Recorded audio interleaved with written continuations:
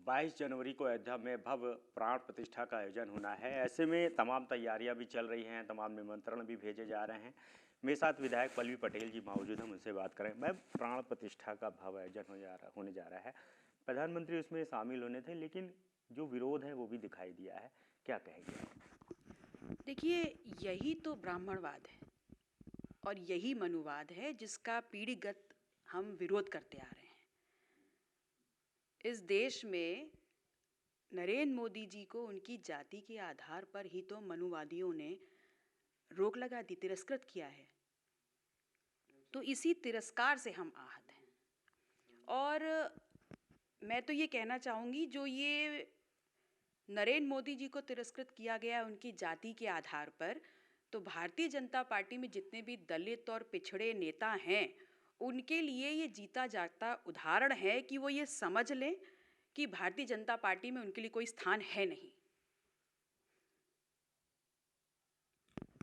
आप ये कह रही हैं, दूसरी तरफ जो यजमान है उनकी तरफ से भी विरोध जताया गया। कल हमने देखा कि घोषित कर दिया गया कि कौन यजमान जो है इसमें शामिल रहेंगे, कौन इसमें पूजा पाठ करेंगे। तमाम जो आयोजन करने की बात भारतीय जनता पार्टी की तरफ से की जा रही है। तो क्या लगता है कि कहीं ना कहीं एक बड़ा झटका भी है ये उनके लिए? देखिए, भारतीय जनता पार्टी में जितने भी दलित और पिछड़ों के नेता हैं, सबसे पहले तो उनके सामने जीता जाता उदाहरण आता है कि नरेंद्र मोदी जी को उनके जाति के आधार पर धर्मगुरुओं ने, मनुवादियों ने, इस ब्राह्मणवादी सोच ने वहाँ जो एक बहुत महत्वपूर्ण मौका था उससे रोक दिया, उसको तिरस्कृत किया है। तो उनका जो तिरस्कार हुआ है, ये बात सत्य है कि राजनीतिक रूप से मैं उनकी समर्थक नहीं हूँ, लेकिन जो उनका तिरस्कार हुआ है उससे आहत हूँ। और हर व्यक्ति जो इससे आहत हुआ है उसको इस मनुवादी सोच और ब्राह्मणवाद सोच का विरोध करना चाहिए। तो पल्लवी पटेल अब क्या करने वाली हैं? देखिए, मैंने तो अपना विरोध जताया है और मैं तो ये कहूँगी माननीय नरेंद्र मोदी जी से भी कि आप ब्राह्मणवाद के मुंह पे एक तमाचा मारिए और आपको निश्चित तौर पर वहां पर बैठना चाहिए। कैसे बैठ पाएंगे जब तमाम विरोध सामने आ गए? और कल तो क्लियर हो गया कि यजमान जो है खुद अपनी पत्नी के साथ बैठे थे वहाँ पे इस पूरे अनुष्ठान में, पूजा पाठ में। देखिए, अनुष्ठान में वहां पत्नी के साथ बैठेंगे अगर यही नियम है, तो सबसे पहले तो जिस राजा राम के मंदिर की स्थापना वहां की जा रही है, उन्होंने ही अपनी पत्नी को छोड़ दिया था। और जिस मंदिर की बात हो रही है वो वनवासी राम की बात है, क्योंकि भारतीय समाज ने वनवासी राम को, गरीब राम को, निषाद के राम को, सबरी के राम को पूजा है। तो अगर उस राम की वहां पर स्थापना हो रही है तो वहां पर वो दरवाजे हर गरीब, हर व्यक्ति के लिए खुले होने चाहिए। कल अखिलेश यादव से भी इस पर सवाल किया गया, तो उन्होंने बोला कि ये वहाँ का जो ट्रस्ट है और जो तमाम यजमान है उनके बीच की बात है, वो इस पर कुछ ज़्यादा कह नहीं सकते। देखिए, समाजवादी पार्टी के राष्ट्रीय अध्यक्ष माननीय अखिलेश यादव जी ने जो कहा, उनकी बात पर टिप्पणी करना उचित नहीं होगा। लेकिन मैं ये ज़रूर कहूँगी कि नरेंद्र मोदी जी का जाति के आधार पर जो तिरस्कार हुआ है, उससे आहत हूँ और इस ब्राह्मणवाद के खिलाफ ज़रूर बोलना चाहिए। आपको भी निमंत्रण मिला है क्या? आप लोग भी जा रहे हैं? मुझे क्यों मिलेगा? मैं तो शूद्र हूँ, क्यों मिलेगा? आपके पार्टी के जो राष्ट्रीय अध्यक्ष हैं, सहयोगी जो दल है समाजवादी पार्टी, उन्होंने बोला कि भाई हमको इनविटेशन मिला है 22 तारीख को, लेकिन वो नहीं जा पा रहे हैं अपने परिवार के साथ, वो बाद में जाएंगे और इसमें शामिल होंगे मंदिर में। देखिए, मैंने वही कहा कि राष्ट्रीय अध्यक्ष जी माननीय अखिलेश यादव जी ने क्या कहा, इस पर मेरा टिप्पणी करना उचित नहीं है। मैम, जिस तरह से ये जो आयोजन हुआ है उसको तमाम जो विपक्षी दल है, चाहे आपकी तरफ से हो चाहे सपा कांग्रेस की, उन्होंने कहा कि एक बड़ा इवेंट बना दिया गया, इसको धार्मिक नाम दिया गया, जबकि ऐसा नहीं होना चाहिए। भगवान राम तो सबके हैं। तो ये प्राण प्रतिष्ठा के नाम पर जो है भारतीय जनता पार्टी सिर्फ धार्मिक इस तरह से जो है तमाम चीज़ें सामने लेकर के आ रही है। लोगों की आस्था से जुड़े हैं भगवान राम, और भगवान राम से सभी जुड़े हुए हैं, लेकिन कहीं ना कहीं भारतीय जनता पार्टी जो है वो इस पर भी राजनीति कर रही है और इसको इवेंट की तरह जो है कैश करना चाह रही है, क्योंकि 2024 का जो चुनाव है वो करीब में है।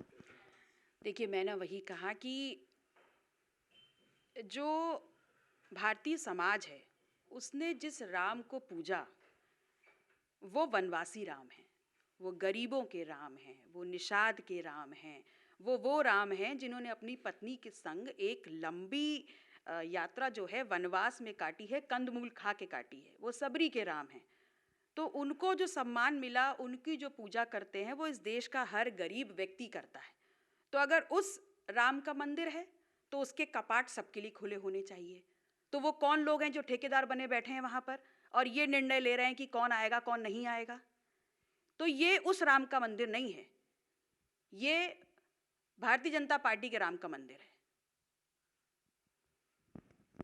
2024 का चुनाव करीब में है, ऐसे में आपकी पार्टी की तरफ से क्या तैयारियां हैं और जो सहयोगी दल हैं आपके, उनके साथ क्या लगता है कि भविष्य में जनता जो है आपको कितना सपोर्ट करने वाली है और आपका क्या लक्ष्य है? क्योंकि भारतीय जनता पार्टी तो कह रही है भाई 80 में 80 सीटों पे हम काम कर रहे हैं और वो दावा भी कर रहे हैं कि हम जीतेंगे। भारतीय जनता पार्टी को अगर इतना विश्वास है कि 80 में 80 जीत रहे हैं, तो चुनाव करवा ही क्यों रहे हैं? और रही बात 2024 का चुनाव, तो बहुत महत्वपूर्ण होगा इस देश को नई दिशा देने के लिए। जातिवार जनगणना इस देश का सबसे अहम मुद्दा होगा। हर एक की गिनती हो और उसके जाति के अनुपात में उसको सदन में, शिक्षा में, रोजगार में, दवाई में, हर सुविधा में उसकी संख्या के आधार पर उसकी भागीदारी सुनिश्चित हो। इसी मूल मंत्र को लेकर के हम जनता के बीच में जाएंगे। आप जा रहे हैं और बीजेपी भी लगातार काम कर रही है। अब उन्होंने एक अभियान फिर से शुरू किया है जो पहले भी वो चुनाव में लेकर के आए थे, जो वॉल राइटिंग है वो शुरू की है और अपील की जा रही है कि नरेंद्र मोदी को इस बार तीसरी बार जो है जनता जो है पीएम बनाए। उनका ये दावा है कि जो हमने प्रचंड जीत की बात की है वो जनता देने जा रही है, जनता का आशीर्वाद मिलेगा क्योंकि उन्होंने तमाम योजनाएं चलाई हैं, चाहे और हर वर्ग को ध्यान में रखा, चाहे वो मुस्लिम हो, पिछड़ा हो, दलित हो, सभी वर्गों का ध्यान में रखते हुए तमाम स्कीमें लाई गई हैं जिसका जो लाभ है वो 2024 में मिलने वाला है। और आप कह रहे हैं कि भारतीय जनता पार्टी की जो सरकार है उन्होंने काम नहीं किया। देखिए, अगर तमाम योजनाएं वो लाए हैं और उनका ये मानना है कि हर समाज को उसका लाभ मिल रहा है, तो जातिवार जनगणना के मुद्दे पर बैकफुट पे क्यों आते हैं?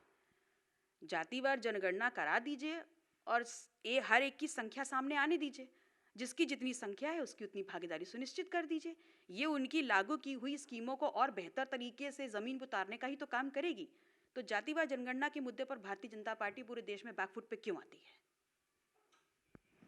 एक और सवाल है मैम कि जिस तरह से भारतीय जनता पार्टी तमाम स्कीमें ला रही है, एक और जो है उन्होंने काम शुरू किया है कि शुक्रिया मोदी भाईजान, जिसके ज़रिए जो अल्पसंख्यक है उनको अपने पाले में कैसे लाया जाए, उनको कैसे बताया जाए कि जो भारतीय जनता पार्टी उन्होंने इस वर्ग के लिए भी बहुत काम किया।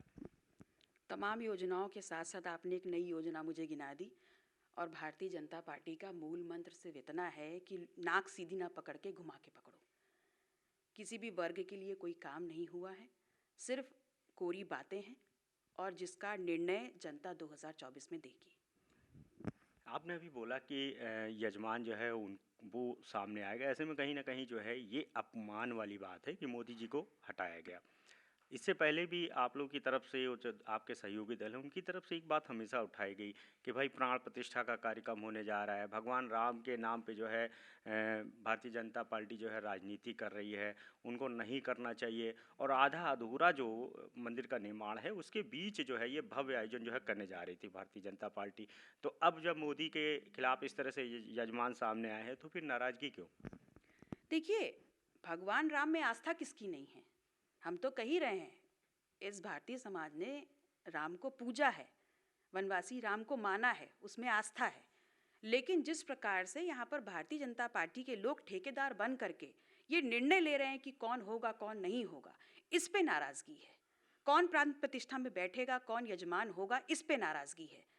प्रधानमंत्री कह लीजिए या नरेंद्र मोदी जी को अगर सिर्फ जाति के आधार पर रोका जाता है, तिरस्कृत किया जाता है, तो उस तिरस्कार से हम आहत हैं, उसका विरोध हम कर रहे हैं। अनुप्रिया पटेल ने अभी बड़ी बैठक की थी और बैठक के बाद मीडिया से बात की तो बोला कि जो हमारी सहयोगी पार्टी है हम उनके साथ जो एक बार फिर से जो है सरकार बनाने जा रहे हैं 2024 में, और भले ही जितने भी विपक्षी हैं उनको इस बार जनता फिर नकारने जा रही है। देखिए, वो क्या कहती है उसका जवाब वो बेहतर तरीके से दे सकती है, मेरा इस पर कोई कमेंट नहीं है। आपको क्या लगता है कि आपको कितना आशीर्वाद मिलने वाला है और आपके जो सहयोगी दल हैं उनको? हम लोग तो ये लगता है कि जातिवार जनगणना इस देश का सबसे अहम मुद्दा है और इस मुद्दे पर जनता हमें अपार स्नेह और आशीर्वाद देगी। बहुत बहुत शुक्रिया।